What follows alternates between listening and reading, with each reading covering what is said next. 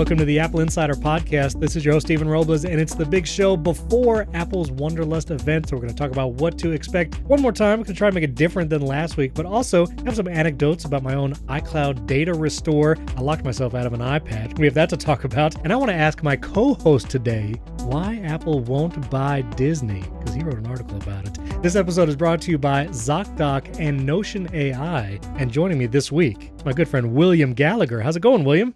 Hang on a second. £1,000 and a penny, £1,000 and 2 pennies. I'm getting close. Otherwise, it's fine. Yes. How is it for you? Oh, it's going well. I'm holding something in my hand, William, that you will have no appreciation for, but every one of our listeners will. That is, I'm holding in my hand a box of Ted Lasso biscuits. Oh, you do not have to tell me about that at all.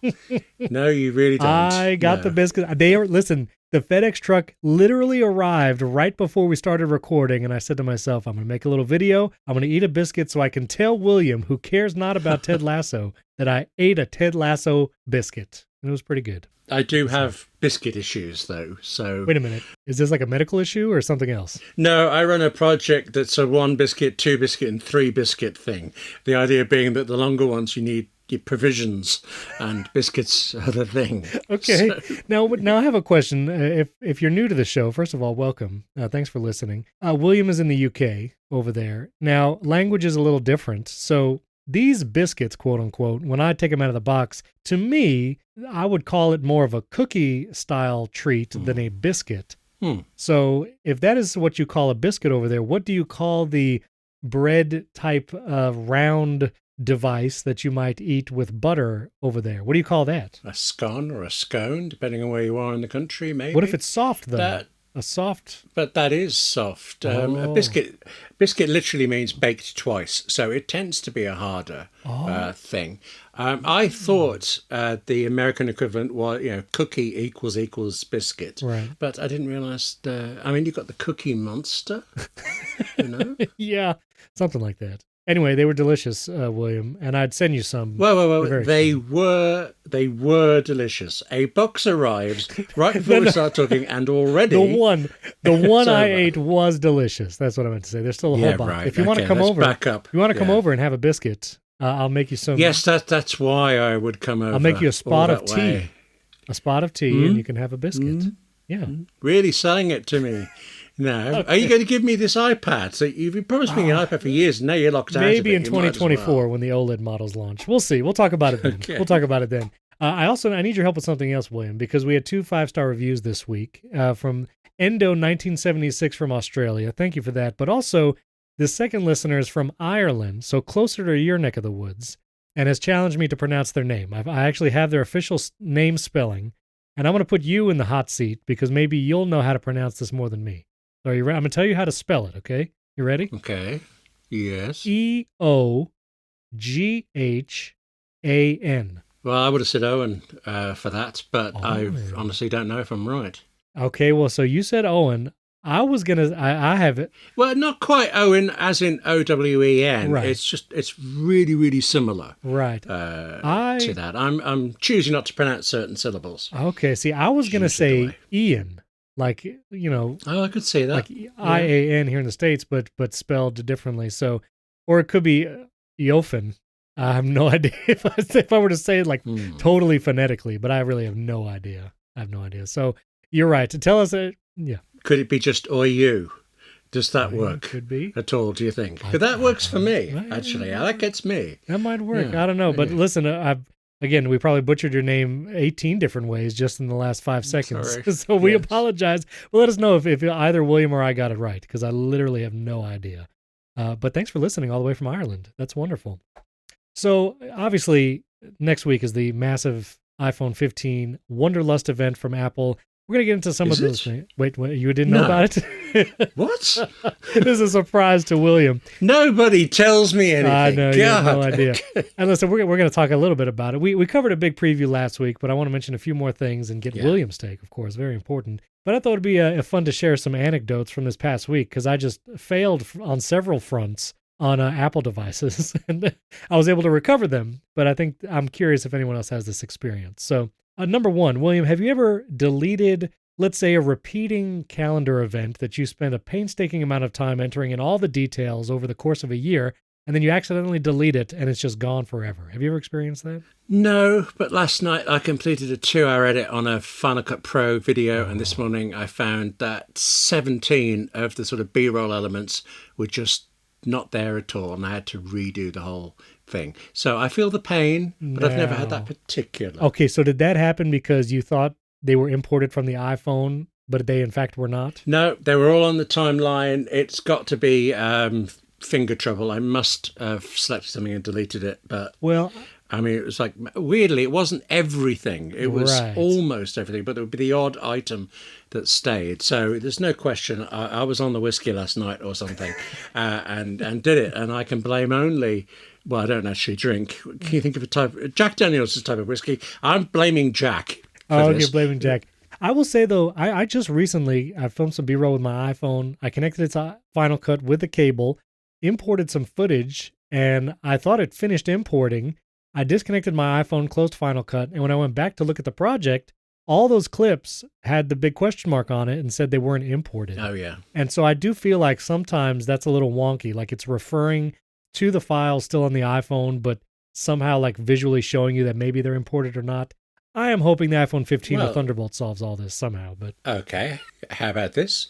Last week in a video I made, all finished, all done, all uploaded to YouTube, I needed to get something else out of it. I needed an audio clip from it. And when I went, I found slap in the middle of it, there was a massive red screen with missing plugin. And it's because one photograph that was on my Mac and is in the project, iCloud had decided to back it up and take it off my Mac to do it. But it decided to do that between my final watch through and my exporting it to YouTube. So it's like somebody at Apple was going, yeah, now, do it now. Do it now. See, all these things. Okay, there's so many things to complain about in that regard. But I'm actually going to turn it around and give iCloud a little bit of credit. Because the aforementioned scenario with a deleted calendar event, this is something my wife experienced recently. She had entered this on this one calendar, a repeating event for a school event, and had entered like lots of detailed information in each one. Like she went into the notes category of the different events that were repeating and will put, details for the events because we try to be organized. And she accidentally deleted one, and she thought she was just deleting something, but it ended up deleting all of the events in this repeated. It was like 25 events with all the details deleted. Yeah. And it would have been several hours of work. And so I thought, I'm going to do some sleuthing and see, is there a way to restore this event? Because there's no undo button. There's no I feel like the calendar app of all apps should have an undo. Like, just kidding. Can you bring that right back, please? Like, just bring it right back. But what I did was I searched, and I forget exactly what article I came across, but there is an Apple support article. I'll put it in the show notes. If you log in to iCloud.com, there's now a data recovery section for all the things that you sync to iCloud. And thankfully, this calendar was an iCloud calendar. So this was my wife's calendar. I logged into her iCloud account, iCloud.com, did restore. And basically, if you restore, there was a backup the night before, and I can just restore the calendar part of this backup. It's not like you have to restore your device or restore the entire iPhone from a backup. This is literally in iCloud.com, just restoring the calendar backup, and you can revert to the day before, at least that was the last backup. Now, if you made any changes that day, like if my wife had added an event right before I did this, it would not be on her phone anymore because you're reverting the calendars, but she hadn't added anything that was mission critical, so I restored her calendar to the previous night's backup, and sure enough, William, that event came back with all the details, and it just took a couple clicks on iCloud.com. Would you look at that? Yeah, but you hadn't done that before. I had never done it before. I haven't done it with calendars, but I have an automation thing that relies on a tiny little text file, and somewhere on the line, I think that shortcut actually deletes it, because every now and again I have to go into iCloud.com and say, no, please give it back to me. And I can't see the step that kills it, but yes, I'm familiar with the restore stuff, and yes, you're right. Bless iCloud. In years past, you would have to maybe restore your whole iPhone to an iCloud backup to retrieve things like a calendar event or contact, but now you can actually restore just those individual pieces of information, which I thought was pretty cool. Second, a quick anecdote. My daughter has an iPad that she uses, and she was watching a movie on it, and it had the like not director's commentary, but like the accessibility commentary that describes everything on screen in addition to the dialogue that's being spoken. Audio description. The audio description. Now, I looked up all the different things about how to turn this off. It's typically just a very easy tap the little bubble, like the message bubble looking icon in the movie player. This was in the Apple TV app. And you just choose the English audio as opposed to the English AD, which is audio description audio.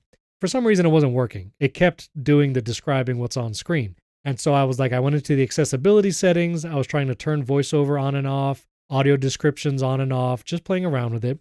And it eventually, I left voiceover on, locked the screen to my iPad, and then when I tried to enter the passcode to get in, whatever combination of accessibility settings I had, one, I had to like triple tap to actually get a tap to respond because one tap tells you what it is. Goodness. And then a later tap actually does the tap that you're intending. And again, this is for accessibility. If someone was visually impaired, they would want to know the exact thing they're tapping first, and then they can tap again to confirm. But for some reason, I did it, and it would not accept the passcode. It kept saying it was the wrong passcode. I have no idea why. The passcode didn't change. It was just that voiceover was enabled. And except, hang on, is there any chance that it was to do with this number of taps, that it wasn't registering the first number? Well, I would have thought that, but you can see the little dots being filled in, of course you can. As you're tapping the numbers. And so I made very sure that like I kept pressing the one number until I just saw that first bubble fill in, and then I went to the second one, very slowly. And for whatever reason, it would not just let me in. It locked the iPad for 5 minutes and then 10 minutes. And so eventually I forgot about this shortcut, but my 14-year-old son was like, well, if you triple tap the sleep button, you get the accessibility shortcuts and you could turn it off. And I was like, right. Oh. Okay, so I did that. Click the sleep button. This was a home button style iPad. The accessibility shortcut menu came up. I turned voiceover off, and then all of a sudden I could get in with the passcode, no problem. And it was a very strange issue. I don't know what changes when voiceover is enabled or how it functions with passcodes, but it was really weird, and I thought I was going to have to wipe this iPad. But yeah, I know what's changed. We no longer talk to you when we got problems. We talk to your son. And that's exactly what's changed. Yeah, that's exactly what's changed. It was just a bizarre thing. So I say those two anecdotes: one, to maybe save someone a deleted calendar event mishap, and then two, if anyone actually I know we actually have a number of listeners who use accessibility settings, have different impairments, and that accessibility is a big deal for them. And so if there's some kind of behavioral difference when like voiceover is enabled on an iPad in the passcode setting, I'd be curious to know what that is exactly, so I can avoid this in the future. But it was worrying at first, for sure. It was wild. All right, so those are my personal anecdotes, but now I want to get to the real deal, William. The real deal. Okay. Right. Apple event. Ready. Tuesday. Wonderlust. Really? No. Yes. What? Yes, it is. I'm still looking for my invite. I'm waiting for the Apple event invite, but I haven't gotten it yet. Have you gotten yours? Oh, that's what they were inviting me to. I just said no. I didn't think it was anything big. Wow. At all. No. Yeah, I can see that. Invitation wasn't in blue, so that's true. You get so many of these things. God, you do. Forever schlepping back and forth to Apple Park. You get invited to the Buckingham Palace, and you get invited everywhere. Yeah, I know. You're a big shot. Well, okay, I have been to the Houses of Parliament. Well, there you go. And far more importantly, Apple TV Plus did invite me to a couple of brunches. That's pretty sweet. Yeah, clearly, I'm the guy to invite somewhere. Yeah, clearly. Yeah. Because you got the Wikipedia page. It's because of my obvious eloquence, he said, stumbling over all of this. No. It's very, very eloquent. So the event it's this Tuesday, 1 p.m. Eastern. The YouTube watch page is actually now live if you want to have a countdown for the next 4 days until the event happens. You can go to Apple's youtube.com/Apple, watch the event there. But we talked a lot about the things to expect. Obviously, it's going to get USB-C, Pro models with titanium finish, periscope camera on the Pro Max model most likely. A couple things I neglected to mention, actually heard from the ATP guys as they were discussing kind of the rumor roundup. I'd forgotten it is rumored to get more expensive. The Pro models, especially, possibly another $100 for those. That the chip, the A17 that will be coming, will likely be one of the first 3-nanometer process chips that Apple will have created. And so this could be a leap forward when it comes to processing power and also hopefully helping battery life. And when we talk about nanometer process and chips, typically I don't look at all the technical aspects, but the A chip, the main CPU, GPU combination chip on the iPhones, Apple obviously expends the most amount of money and research to get that as fast and efficient as possible. But some of the other chips in the iPhone, things like the U1 ultra wideband chip, that is also a chip. And currently, as I heard on the ATP podcast, it is on a 40 nanometer process right now. So right now, like the A16 is, I think, is on a 5 nanometer. Other chips inside the iPhone are much less efficient, like 40 nanometers. And so one of the rumors is that these chips will also go on a better process, cutting down on the nanometers, which hopefully will also cut down on power and increase efficiency. And so 15 should be, maybe a significant leap in processor performance. And I am certainly hoping for battery life. Then also Qi 2 charging, which will be, right now you have MagSafe, but Qi 2 is kind of all over the place now. It was at IFA, the conference in Berlin that happened a couple weeks ago. A bunch of accessory makers are launching and announcing Qi 2 devices ahead of and expecting the iPhone 15 to support this. And this will mean 15-watt wireless charging, and it doesn't necessarily have to have a MagSafe designation anymore. It is just Qi 2 charging, which is great. And then the colors, of course, Andrew has a great video showing the models that might be the colors. Now, have you seen the colors, William, I assume? Yeah, and everybody says they're muted. And I suppose anything is after the big purple ones or the big green ones and things. But they seem quite nice, quite tasteful, really. Okay. That's actually what made me believe them in the leaks. They weren't wild and audacious. Now, you are on the 13, from what I recall, and so this might be an upgrade year for you. You know all the rumors. You know everything that's supposedly launching with this phone. If the rumors are all true, let's say the 15 Pro Max made out of titanium, less bezels, periscope camera, faster chip, are you tempted preemptively by these devices we might see? Yes, but the temper is tempered. Tempting is tempered by this business of the price. Because, yes, everyone's saying it will be more expensive. But remember, I'm not in the States. Last year, the price already rose. Yeah. So will it be the same here, or will they more likely raise it again? And there comes a point when it doesn't feel like an economic buy. I skipped the 14 because there was so much I fancied, but nothing I really fancied. I took it for granted the 15 Pro would be coming my way by this time, but now I am a little hesitant. I expect I will, but I'm not as gung-ho certain as I have been for 10 months. Right. What about that blue titanium? Is that going to tempt you? Yes, but, it's not likely to be cheaper, so same thing applies. I presume you're into the titanium because you like smashing your devices against walls and doors, don't you? Yes, I do have a habit. I just did it the other day, and whenever I do it now, I immediately think of you. Because you're the one that keeps rigging me on this. But yeah, for some reason, I don't know what it is. I swing my arms like an orangutan, I guess. But when I walk through doorways, my Apple Watch, it just takes a beating. And the Apple Watch Ultra, there's a couple marks on it, but I have to say the titanium around the edge and, of course, the sapphire glass holds up remarkably well. And so I am looking forward. You have marks on an Apple Watch Ultra. Right, that's it. Now I know what goes. You walk through a door and you go, ta-da, I'm here. That's it. Kind of thing. That's just it. Be calm. I announce my entrance every time. No, I don't know why. I hit it on stuff, especially door frames for whatever reason. So anyway, I'm looking forward to titanium phone. The biggest benefit will be the weight. Titanium is actually going to be a lighter material than the stainless steel of the 14. Interesting. So the phone should be lighter. Right. And I have to say, the 14 Pro, I mean, it's a hefty device. Especially if you compare it to like a regular. I actually have both. I have a regular 14 in one hand right now and a 14 Pro, and like. The weight it's significant difference, and so I'm looking forward to a lighter phone. I used to always carry my phone in the top shirt pocket because I was afraid of sitting on it. But some time ago, maybe around the 11, it started becoming quite top heavy. Yes. And even if I put it in upside down, it still felt like the base was heavy enough that it was much more likely to fall out. So I have been carrying it in my front side pocket along with nothing else. Nothing else goes in there at all. Same. I do the same thing. The few times where I've worn like a shirt that has a front pocket, like a button down, and I put the phone in there, I will inevitably lean over and then it just falls out, and it's just not. Oh, this room, I feel like there is no way this is not going to happen. But the iPhone 15 is going to go USB-C. Hopefully the Pro models get USB-C and Lightning, or USB-C 4 and Thunderbolt. So I think it is time, after 10 years, this will be the last episode of the Apple Insider podcast where the iPhone has a lightning jack. And so we say farewell. I say good riddance. I'm ready for it to go. But what do you say? Oh, that's so harsh. I'm ready for it. Lightning has a better name, doesn't it? You know? Well, it's just super weird because Thunderbolt cables literally have a lightning bolt on them, and it's already confusing. USB-C versus Thunderbolt. So I don't like it, the branding.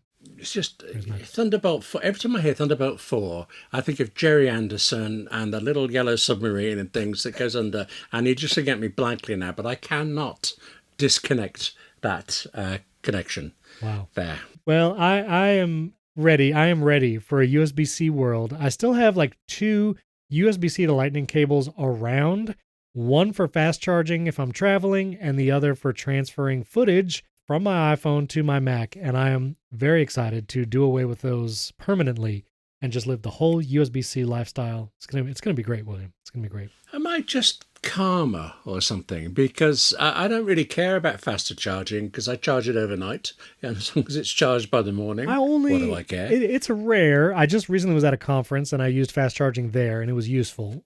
Charge it for 20 minutes in the hotel room in between all the events, and then I don't have to worry about a battery pack. So that was helpful. Sometimes if I know I'm going out and I don't want to think about a battery pack, and for some reason my 14 Pro is dying because just the battery life is not great, I'll plug it in just so I can get the most charge possible. And so it's rare, but I find it useful occasionally. I like it. I do wish, this is something I hope maybe they bring with like iOS 18 or something. When you plug in an Android phone, it actually tells you on the lock screen that it is fast charging. Like it'll literally say fast charging, and then it'll tell you a time until full. It'll say 1 hour, 20 minutes until 100% or until full. And I like that little visual indication. I wish the iPhone did that too. Why would you plug in an Android phone? William, listen. They're faster when they don't have any charging. That's what I think. Yeah. Wow. Well, the interface is more consistent. Wow. When there's no power. Wow. You're really playing to the Apple fanboys today. You're just totally okay. I see how it is. Last thing for the iPhone 15, these leaked cases. I've been seeing them everywhere. We talked about it last week, but apparently Apple has also put like Hermes Apple Watch bands on like a 90% discount for Apple Store employees, and it just lends to the rumor that Apple is going away from leather, that they're going to stop utilizing leather in their cases, possibly their watch straps as well. And I find this interesting. And then there's this fine woven case, which there's like images of these cases supposedly from Apple. And it says fine woven, one word, capital F, capital W, which just does not feel Apple-like at all. Like, I don't think it's going to be called that or at least written like that. But I don't know. You've seen these cases around. What do you think of these like fine woven cases versus leather versus the leaked stuff? I don't know. What do you think? I don't get cases ever. So all right, well, let's move on then. Okay. Thanks a lot. Yeah, although you're saying Apple would never do fine woven written that way, but, portmanteau words, laser writer, they were right there at the start. 40 MacBook. Years ago. Okay. Yeah, I think they still do it with a MacBook, possibly. Yeah, but fine. But look, just like, if you can we like typography nerd out a little bit? Can you get into a little typography nerdery? Do it. Bring it on. Yes. Okay. Yes. You look at the fonts chosen for, MacBook is a good, like, what do you call that? Is it not camel case, but it's like the, when it's capitalized in the middle. Is that camel? In the middle. Well, I think of it as a portmanteau word, but I'm not sure what the term is for the letter. It is called camel. No, I was right. Camel case is a way to separate words marked by capitalizing the first, but you put it all together. So camel case is what you would call like MacBook. The M is capital, the B is capital, and that's a camel case because it's separating it just with a capital letter. Fine woven. First of all, I feel like this is gonna seem out there, okay, but just bear with me. The letter F in a capital word like that on an Apple device, for some reason, like I can't find any other example of something like this. I don't know of any accessories that start with the letter F. It fine woven, capital F, capital W. It just looks strange to me, and strange enough where I feel like Apple not. Now, MagSafe, another example, capital M, capital S, one word, camel case. But I don't know. I feel like fine woven looks funny. Does that sound crazy to you? M is a full width character and F isn't. Right. Is the I in Fine Woman kerned in properly underneath the F, or is it a spacing thing that's looking onto you? It's just I don't know. I think it's just the capital F as the first letter. I think like you were saying, the M in MagSafe or the M for MacBook and even the B, like I feel like it is a significant letter as strange as that sounds.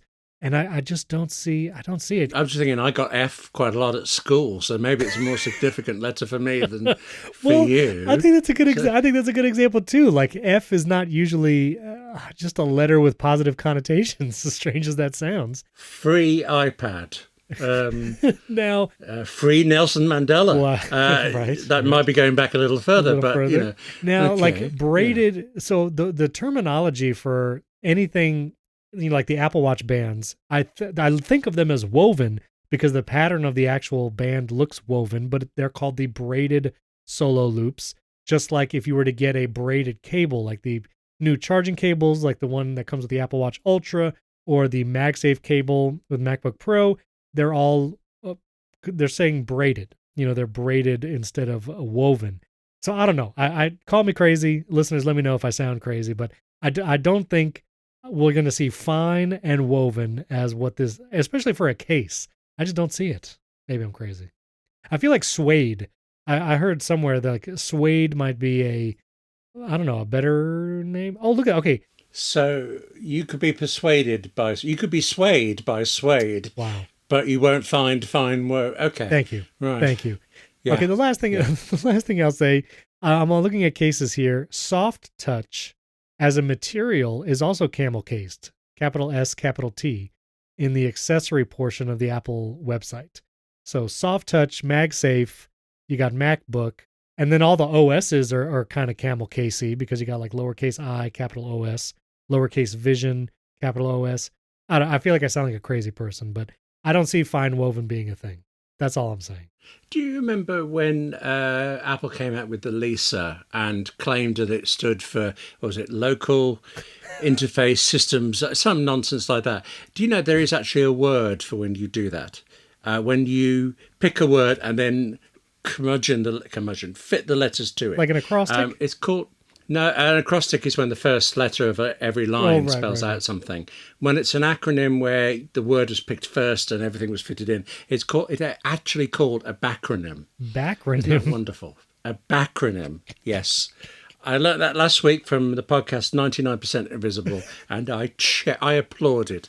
What a wonderful word, to be real. I didn't even believe them. I had to go look it up, and it's true. There it is. I will include the Merriam-Webster.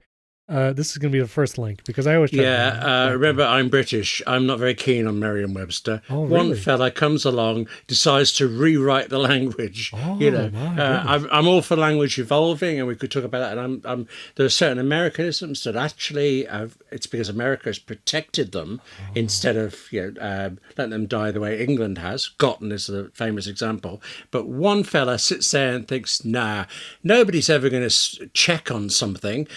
So I will spell CHEQUE as CHECK. No possible confusion there. What is that? At all. What is this rant? I don't even know what's happening right now. Wait a minute. You can go off on one on the kerning of fine woven, and I can object to your putting a link to Merriam-Webster. I mean, at least you're not linking to Dewey. Do I do dictionary.com? What do I do? I'm looking for the Oxford English Dictionary. OED.com? OED.com is a good source. Oh, okay. Actually, I tell you, when I first started writing about Macs, my absolute best thing was I was given a CD-ROM copy of the Oxford English Dictionary for the Mac, and I've still got it, but it stopped working under a month later because there was some Mac OS change, and they never fixed it. This utterly gorgeous thing in my hands and unusable. It was very depressing. But there you go. OED.com has it all. I just put in the link. It'll be in the show notes to the Oxford English Dictionary. Okay. Can I just say one other thing about the English language? We've been watching The Crown on Netflix. I enjoy that show. Yes. And every once in a while, the kids aren't watching it with us, but sometimes they'll hear them talk and they'll say a word, and they will go on to say like, "Wow, that like sounds funny. Like that's not right." And I have to remind them like, the country is literally called England, where we get the English language. And so if there's going to be a comparison on who might have a better understanding of this language, I don't know if we should be the ones trying to defend it. But So I might actually be more pro-American English than you are. really, That's quite startling. Yeah, it's a big thing in the UK. If you use the word gotten, it's almost detestable. It's this crazy Americanism that they have destroyed the word got for it. But it is the one example where that was a perfect British English word, and Britain forgot it, but America held on to it. So I love that kind of detail. okay, all right. Well, we're going to start a new podcast where we talk about the English language. And honestly, I think it's going to blow up, William. I think it's going to be pretty popular. Okay. I think it's going to be good. Anyway, I don't think it's going to be called Fine Woven. If it's called Fine Woven, I'll shave an eyebrow. No, I'm not. I'm not going to do that. But I'll be surprised. So September 12th, Tuesday, 1 p.m. Eastern, Wonderlust event. This episode is brought to you by ZocDoc. Guys, I cannot tell you enough how much I love ZocDoc. I have used it multiple times just in the last few months. I'll just tell you this, I wasn't feeling well, not to be too gross, but I was getting some pink eye, and I was like, I want to take care of this quickly. I don't want to call and try and find a doctor in person. Let me go to the ZocDoc app. I know they take my insurance because I scanned my insurance card in there many times ago. They know my location, my preferences, all of that. And so I looked up telehealth appointments same day. And let me tell you, ladies and gentlemen, I was able to get a telehealth appointment within 3 hours of first doing it. It was like 7 a.m. in the morning. I had an appointment for 9 something. I talked to the doctor. They saw my eye. They said, yep, that looks gross. Here is a prescription. And I was able to pick up that prescription that morning. It is so easy to do. And you never have to worry about hunting for a doctor that takes your insurance again. ZocDoc is a free app where you can find amazing doctors and book those appointments online. You can book them on the website. I booked mine right on the iPhone, and you can find specialists, general practitioners. I scheduled my annual physical through ZocDoc. I had moved, I had to find a new doctor, and it was so easy. I was able to book an in-person appointment, set everything up. They had all of my insurance information ahead of time, so when I got to the doctor's office, I didn't need to fill anything out when I got there. It was amazing. We're talking about booking appointments with thousands of top-rated, patient-reviewed doctors and specialists. You can filter specifically for ones who take your insurance, are located near you, and treat almost any condition you're searching for. And these docs all have verified reviews from actual real patients, not bots. And that's something I did when I was searching for either my general practitioner or when I was trying to make an appointment for the eye. I said, show me the highest-rated doctors first. And that's exactly how I found the one so I can make an appointment that day. Many doctors you can book on ZocDoc just between 24 and 48 hours. And like I did, you can score same-day appointments. Book them immediately with just a few taps. No more waiting awkwardly on hold with a receptionist. It is just an awesome experience. I use it, and I recommend you try it too. Go to ZocDoc.com/AppleInsider. Yes, you can go to the Apple Store and just search and download it directly, but if you go to the website, they'll know you heard about it here on the Apple Insider podcast. So go to ZocDoc.com/AppleInsider, download the ZocDoc app for free, then find and book a top-rated doctor today. That's ZocDoc.com/AppleInsider, ZocDoc.com/AppleInsider. Thanks to ZocDoc for sponsoring this episode and our good friends at Notion. Guys, I use Notion for so many things. I organize my thoughts. I do project management. I have some tasks in there for like videos and podcasts. And what's amazing is Notion now has Notion AI built right into the platform so you can summon it like you're summoning some kind of magical wizard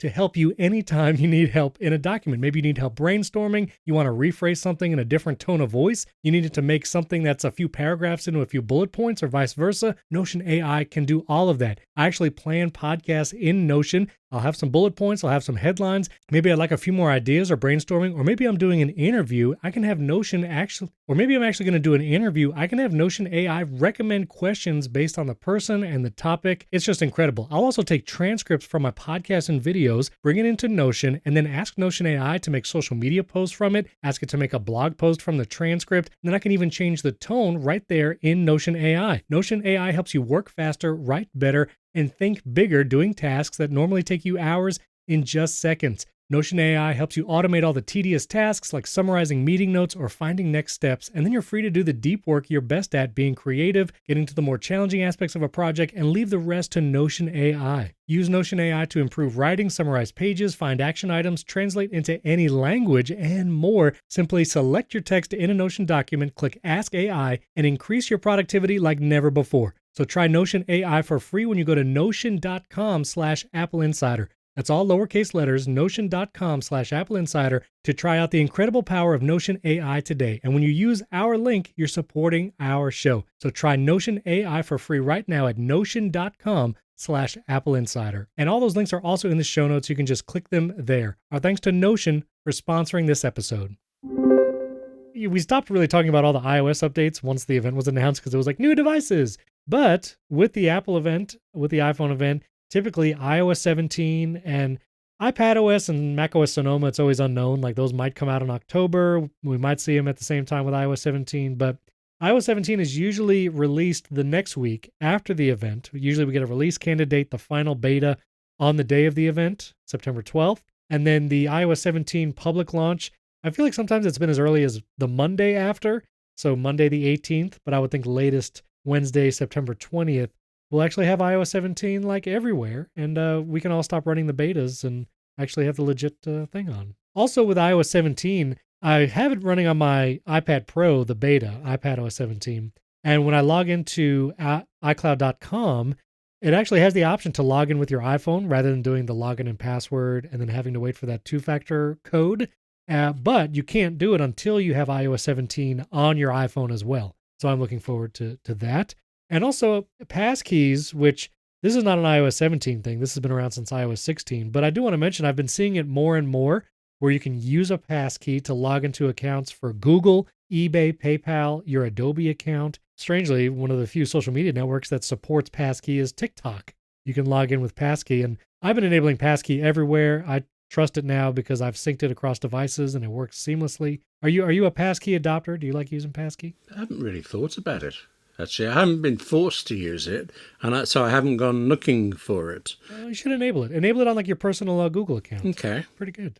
I mean, don't do it if you don't want to, but I find it pretty good. You sound like you're daring me to do it. Listen, yeah, you do I what mean, you if want. you're big enough. You do what you want, enough. William. I'm not trying to control you. Fine. No, you do do what you want. You do you. You do okay. you do you. Yes. A couple quick things, and then I want to talk about Apple and Disney. But the Apple announced that an app store will be coming to visionOS in one of the next visionOS betas coming this fall. We should see the Apple Vision Pro, the actual hardware device, early next year, which Apple's early is always, nebulous. Maybe it's January, maybe it's May. I feel like as long as they hit it before June, they in their minds, God did it early. But that there will be an app store on the Vision Pro, so you can actually download stuff there. It's been interesting to hear different developers talk about it. A great podcast episode, if you're curious, is the talk show with John Gruber. He had the Fantastical CEO, Michael, on it, and he talked about his firsthand experience with the Apple Vision Pro because he did a lab, and it's a kind of a great breakdown to hear about it. But he is very, very bullish on the Apple Vision Pro really changing work in the long term. And I mean, he makes a calendar app and he's very excited about it. And so I'm more and more curious about what it means for work, for entertainment. Gruber is very bullish on I'm going to wear this on planes and on trains. And I know there's a joke in there somewhere, planes, trains, and automobiles. But I know it'll feel funny at first, but I guess people get used to wearing big headsets on planes. I don't know. I remember here how when mobile phones first came in, it was quite almost embarrassing to be seen with one because it was so early. But it's now who doesn't have one, amazingly.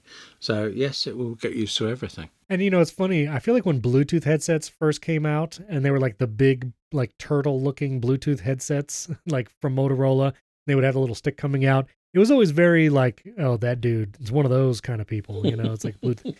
But now like AirPods is so ubiquitous. Like there's no thought twice as if someone has AirPods in their ear. So, sometimes it takes a number of years. Those early Bluetooth headsets were like early 2000s. That was very 20 plus years ago. And so, maybe it'll take 5-10 years, maybe more, but people walking around, well, not walking around, but people wearing headsets and just doing their thing, I guess it'll probably be normalized eventually.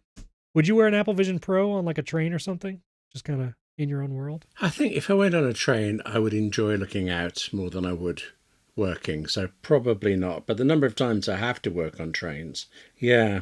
Okay. I'm not disenjoyerizing the idea. What? I think is the phrase. Yeah. It's an old British joke. Disenjoyerizing. Well, I guess I don't speak English enough to get that. I'm not sure what that is, but okay. If you can spell it, put it in the show notes. Okay. Okay. Yeah. Very good. Very good. So also, Apple has invited developers for a one-day free in-person workshop at the Apple Developer Center in their near the Spaceship campus. But it'll be on September 27th, and it will be for developers to optimize app performance and hopefully helping battery life as well. And so I think this is cool. Apple holding an event that's free. Developers can go if you're at least local or if you want to travel, and you can just, sign up for it and do it. And that's pretty cool. I feel like there's been a little more outreach, these labs with the Apple Vision Pro, different developer sessions that are outside of WWDC. It's pretty cool. Well, even away from Vision Pro, Apple started doing little runs of developer sessions, like a week-long opportunity to book and then backfill. But I can't remember what that was called. But all good things. Yeah, they do good stuff. Absolutely. They do good stuff. Apple Arcade is releasing a bunch of new games this month, and we'll put the article so you can see all of them. It's 4 games coming in September, but the one I was most excited about, Cypher 007 by Tilting Point. It's coming out September 29th, so the end of this month. We'll actually have the iPhone 15 before we have this. Yeah, you can, I'm excited to try a 007 game on it. My son plays the Xbox. I was just playing around like the Xbox Game Pass or whatever, and it's actually kind of cool to pair like an Xbox controller with your iPad, and then you can use Microsoft like cloud gaming to just play Xbox games on your iPad streaming from the cloud with an Xbox controller. I know this is like old news and like this has been available for a year, 2 years plus, but it's actually kind of a cool experience. And so cool gaming. You can do gaming on Apple devices. It happens. You don't play any games, do you, right? I don't imagine you game. Intensive Sudoku. Oh. Does that really pushes the game mode on iOS 17. That's pretty good. Actually. And the ProMotion thing, you cannot play Sudoku without ProMotion. Very good. Truly, do you play? Do you do Wordle? You do Wordle? I have done in patches, and I like it, and I'm all right at it. But for some reason, I just don't come back to it, and I don't know why. Well, I am currently on a 102 word streak, so there you go. Oh, yeah. I'm all about it. And if the day I miss one, I'll just throw the phone in a lake, I guess. But no, I won't do that. All right, now you had an article that I'm curious to talk about, which is Apple. Yeah. You say Apple will not buy Disney no matter how often it hears that it will. This is your headline. And I think this is an interesting topic because I also heard Jason Snell discuss this idea about Apple buying Disney. I think a little bit of context, the Disney CEO, Bob Iger, who retired from Disney, and then Disney asked him to come back because the other Bob in the interim did not do so well, I think, with the Disney company. To be fair, what we've learned this week is that Bob Iger barely went away. He kept interfering in what the other guy did. I see. And actually now, some of the things Iger doing are things that the other guy started. So the lines are very blurry. I'm terribly disappointed actually in Bob Iger because I had this impression of him as run Disney's this huge success, and he ran it over a long time. He did very, very well. But then you hear that sort of story, and then the absolute astounding nonsense he said about the writers' strike. Correct. You remember this? Yeah. So, and that's the context I think is helpful because it was Bob Chapek he was CEO for like 2 years or something. And again, your article talks about that. But Bob Iger, who is, again, back currently as Disney CEO, he did an interview. Was it with CNBC or CNN? That the interview, like in CNBC is the one. Okay, when they were like in the mountains, which seemed like a very tone deaf, like. The Writers Guild stuff was, yes, he was at the Billionaire's Summer Retreat, enjoying his $27 million a year salary and saying that the writers were unrealistic. And this is a case where there are writers on staff on a show for Disney who can't afford lunch. There are other writers who take it in turns to skip their lunch so that some of them can eat some days. I really don't feel that was very close. Yeah, their lifestyles were not, mirrored there exactly. Right. So that interview, there were a lot of tone-deaf moments, I think. And with the ongoing writer strike, people are really calling him out directly and then just calling out all the CEOs of these big streaming companies. But one of the things he mentioned in that interview was that to keep an eye on their profits and what they are expending money on and efforts on is that they might divest themselves of some of their networks. I think they own like FX and some other networks. Most notably, ABC. ESPN is a Disney property, Yes. one of the most profitable. And Bob Iger said, like, maybe it's time to divest those, sell them off so we can focus on other things. It seems like he felt like there was a lot of investment in some of the original Disney Plus shows that didn't pan out as well, maybe also some of the movies recently.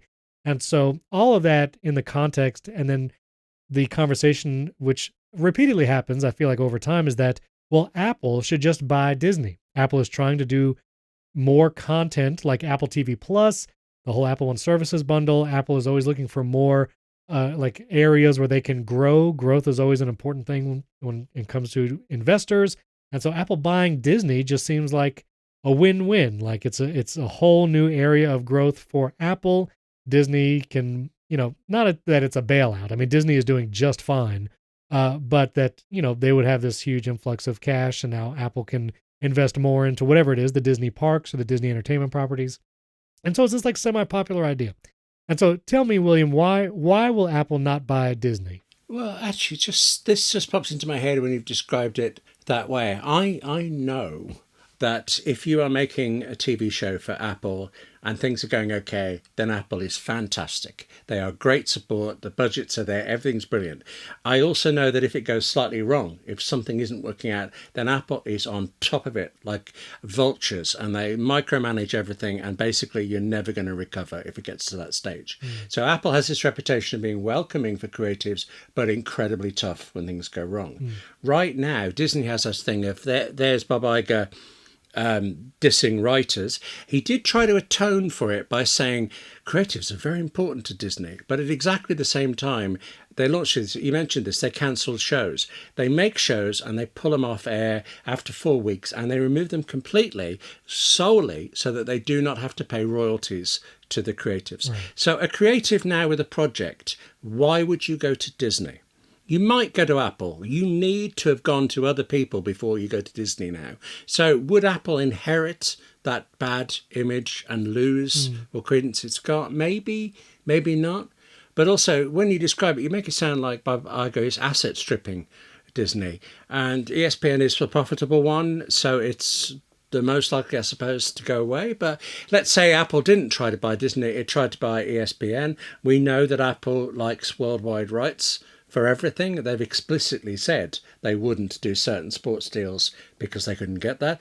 ESPN, it's you can see it overseas, away from the US, but all the rights are US. Everything else is shared amongst countless broadcasters around the world. Buying ESPN and absorbing it into Apple TV Plus Sports, I think it'd be close to impossible. And I don't know that Apple needs it. I just also, there's just the thing, if Apple has only once ever bought a company that was big, and I hadn't heard of it at the time, Beats and things. Right. It just, where Microsoft, for example, buys Activision or tries, LinkedIn, Microsoft grows by buying Apple tends not to. Right. And I just, we're even forgetting the whole regulatory side. Right. Apparently, the story is that multiple Disney executives have said Bob Iger's plan is to stay in charge as long as he can, and then just when he has to go, then sell it to Disney. And I think he can want that all he likes. It's unlikely to happen legally. And another thing for divesting is if you make the company smaller, you reduce the regulatory things. But Disney is so big and Apple is so big that you would have to get rid of so much from Disney for that to just fly through. That why would Apple be interested? You said win-win, and I really don't think it might be a win for Disney, but I don't see it for Apple. So to put it in perspective, like you said, Beats was Apple's largest acquisition ever. I'm looking at $3 billion in 2014. That's right, $3 billion. And so just a cursory search, what would it take if Apple wanted to buy Disney? It seems like a consensus is between $250 and $400 billion. And so significantly more than the Beats acquisition. And I do feel like if it were to acquire Disney proper, you're also getting into the theme park business.